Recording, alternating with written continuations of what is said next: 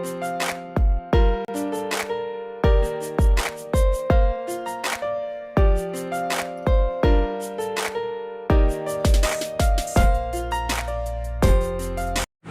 Friends, good morning, जय श्री कृष्णा, राधे राधे। कैसे हो आप सब? आई होप कि आप सब बहुत अच्छे होंगे। मैं हूँ वंदना, हाजिर हूँ मैं फिर से एक नए ब्लॉग के साथ में। तो सबसे पहले तो आप लोगों का आभार प्रकट करती हूँ कि आप लोग अपना कीमती समय निकाल कर मेरे ब्लॉग को इतना प्यार देते हैं और कमेंट्स करते हैं प्यारे प्यारे से, उसके लिए तहे दिल से धन्यवाद। और दूसरी बात है, आज है धनतेरस, तो आप लोगों को धनतेरस की खूब खूब खूब खूब ढेर सारी बधाइयाँ। माँ धन्वंतरी सबके जीवन में खूब सारी खुशियाँ लेकर के आएँ। तो मैं निकली थी थोड़ी सी शॉपिंग वगैरह करने के लिए, क्योंकि ना फिर बहुत भीड़ हो जाएगी और फिर ना मेरा हो नहीं पाएगा निकलना। इसलिए मैंने कहा चलो आज महक भी घर पे है तो चलो चलते हैं, ले आते हैं सामान वगैरह। तो बस गए थे, थोड़ा सा जो भी सामान मुझे लेना था, तो बहुत ज़्यादा तो सामान लेना ही नहीं था, बस बिल्कुल हल्के फुल्के से सामान थे जो थोड़ी सी मतलब जो कल्चर होता है ना, हमें हमारे जो निभाने होते हैं, बस उन्हीं को मुझे करना है। तो बस मैं ले आई थी और यहाँ पे बस मंदिर में थोड़ा सा रख करके और पूजा कर लेती हूँ। जो हर साल करते आए हैं बस उसी को थोड़ा सा नियम करना है।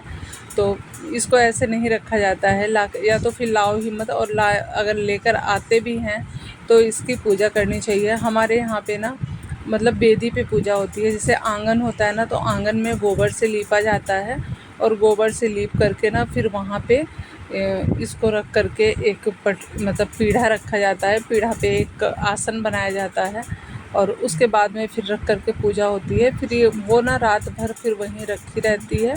फिर सुबह में उठा करके उसको कहीं पे रख दिया जाता है। मतलब फिर उसको ना कुछ महीने बाद यूज कर सकते हैं, लेकिन उसी दिन या उसके दूसरे दिन यूज नहीं किया जाता है। इसलिए उसको कुछ महीने बाद फिर झाड़ू को यूज किया जा सकता है। तो हमारे यहाँ तो बेदी पे पूजा होती थी, मतलब मेरे मायके में, और मेरे ससुराल में मतलब मंदिर में पूजा होती है। हमारे यहाँ दीपावली की पूजा बेदी पे होती है आंगन में, और मेरे ससुराल में यहीं पे मंदिर में करते हैं। तो दोनों जगह अलग अलग तरीके से होती है। तो देखो, अभी तो ससुराल वाले ही चीज़ें फॉलो करनी पड़ेंगी जो ससुराल में होता है, लेकिन ये वाली पूजा बेदी पे ही होनी चाहिए।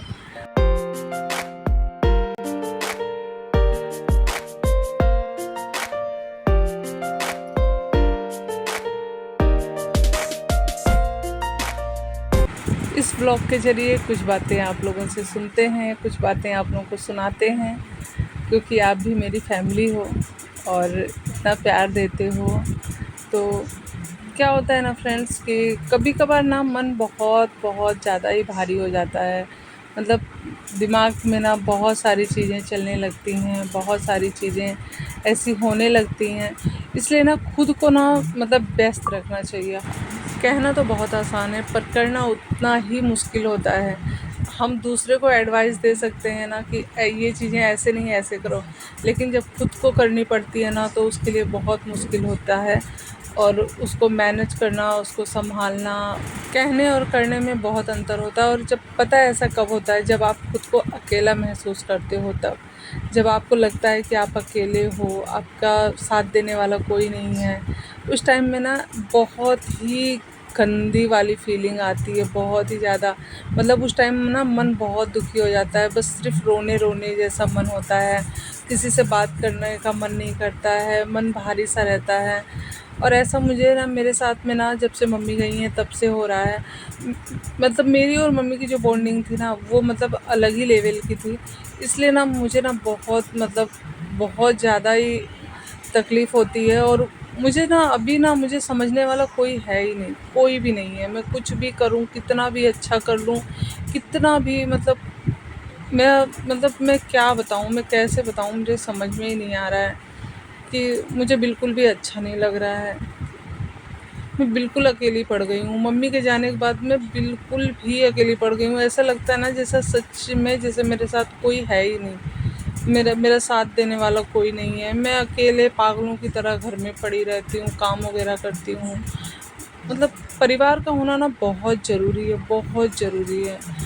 जिस घर में परिवार नहीं ना है, उस घर में ना मतलब बहुत घुटन सी होती है, सच बता रही हूँ, मुझे बिल्कुल भी अच्छा नहीं लग रहा। कभी कभी मन भारी होता है, तो बस आज ना थोड़ा सा बस यही मन किया कि आप लोगों से थोड़ी सी बात कर लूँ, तो बस इसीलिए थोड़ी सी आप लोगों से बात कर ले रही हूँ।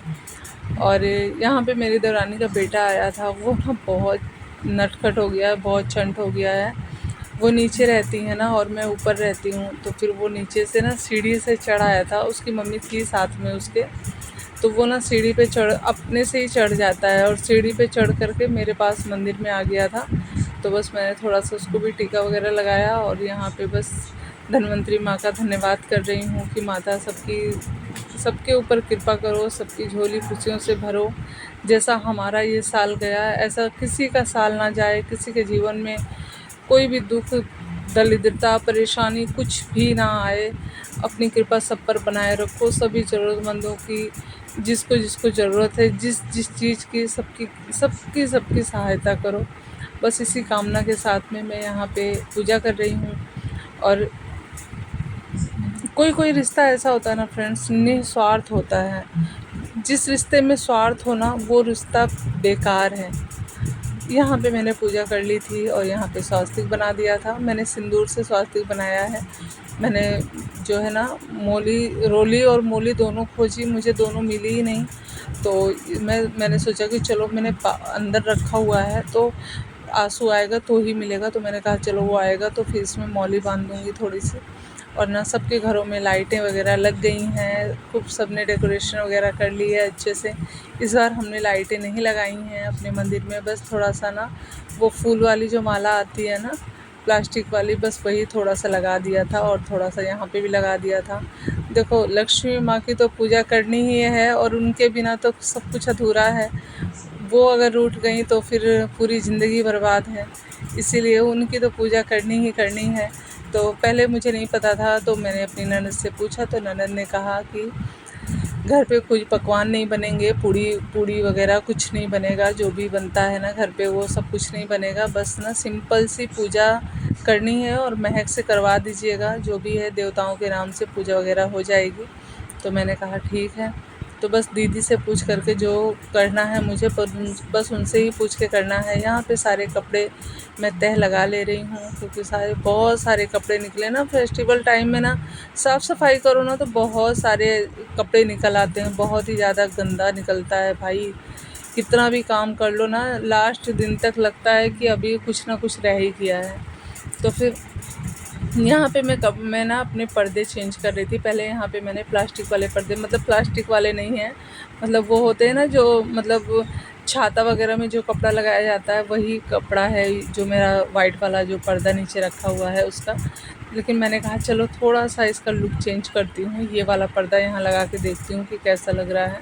तो अच्छा लग रहा था, तो मैंने कहा चलो इसी को लगा देती हूँ। और अब तो ठंड भी आ रही है धीरे धीरे, तो फिर थोड़ा मोटे पर्दे लगे रहेंगे तो ठीक भी रहेगा। क्योंकि मेरे घर में ना सबको बहुत ठंड लगती है, सबको, मेरे बच्चों को, मेरे हस्बैंड को और मुझे भी, सबको बहुत ठंड लगती है। तो इसलिए ना मतलब थोड़ा मोटे पर्दे लगे रहेंगे तो ठीक रहेगा। ये वाले पर्दे मैं तह लगा करके ना इसको वैसे ही रख दूँगी, फिर जब मेरा चेंज करने का मन करेगा ना तो फिर चेंज कर दूँगी। मेरा ऐसा ही होता है।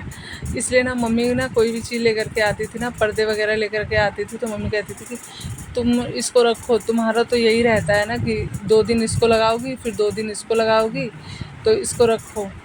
तो मम्मी ना जो भी चीज़ें लेकर के आती थी तो रख करके यहीं पे चली जाती थी।